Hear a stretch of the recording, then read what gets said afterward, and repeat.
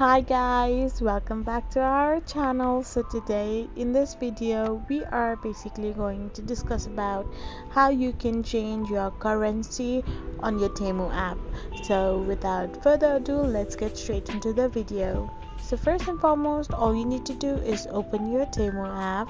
Once your Temu app gets opened, you'll be redirected to its homepage where you need to click on the profile icon on the bottom of the screen. There you need to click on the settings option.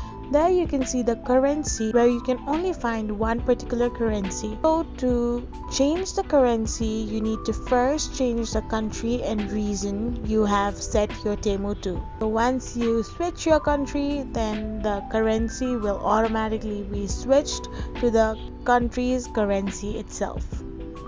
So in these few easy steps, you can change currency on your Temu app.